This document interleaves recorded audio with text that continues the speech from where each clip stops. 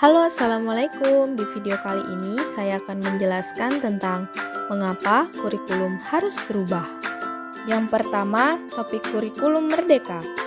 1. Pemahaman kurikulum dan pembelajaran. Kedua, murid sebagai pusat pengembangan kurikulum. Ketiga, pembelajaran berdasarkan prinsip paradigma baru. Yang keempat, struktur pembelajaran mendorong murid merdeka belajar. Apa saja sih modul pelatihan dalam topik kurikulum merdeka? Modul 1 tentang kurikulum, modul 2 tentang kurikulum merdeka.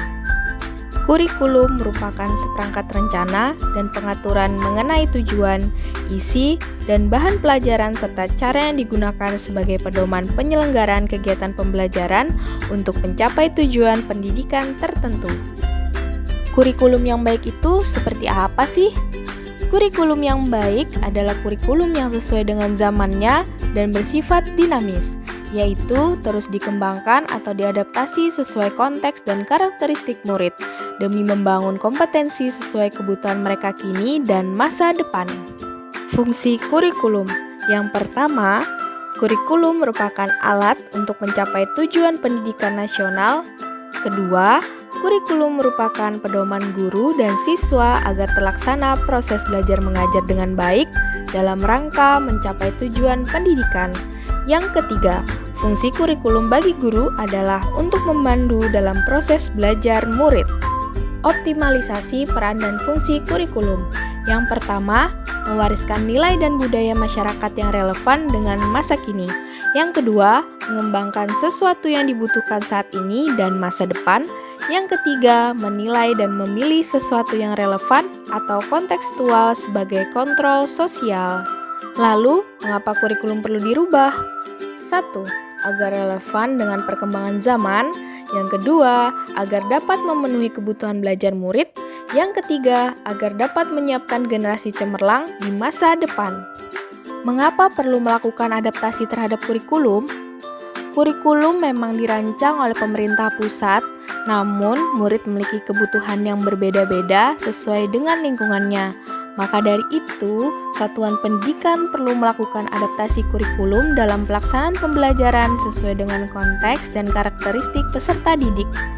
Kurikulum yang ditetapkan secara nasional perlu diadaptasi di tingkat satuan pendidikan. Letak geografis, keadaan lingkungan dan ekosistem sekolah, faktor budaya dan sosiologis, serta perbedaan murid menjadi alasan mengapa kurikulum dari pemerintah pusat harus melalui adaptasi terlebih dahulu dan disesuaikan dengan kebutuhan murid di sekolah. Hal ini dapat diterjemahkan dalam KOSP, Kurikulum Operasional Satuan Pendidikan. Kerangka dasar kurikulum merdeka. Yang pertama, tujuan pendidikan nasional. Yang kedua, profil pelajar Pancasila. Yang ketiga, struktur kurikulum. Yang keempat, prinsip pembelajaran dan asesmen. Yang kelima, capaian pembelajaran. Apa aja sih kewenangan sekolah? Setiap sekolah mempunyai kewenangan untuk mengatur alur tujuan pembelajaran, modul ajar, media ajar, sampai asesmen. Dalam KOSP atau Kurikulum Operasional Satuan Pendidikan, kita dapat menyesuaikan rencana dan pengorganisasian pembelajaran sesuai dengan keadaan kontekstual satuan pendidikan agar pembelajaran murid dapat lebih bermakna. 5 prinsip pembelajaran paradigma baru. Yang pertama, mempertimbangkan kebutuhan capaian pembelajaran.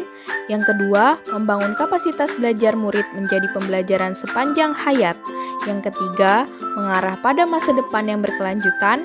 Yang keempat, menyesuaikan konteks kehidupan murid. Yang kelima, mendukung perkembangan kognitif dan karakter murid.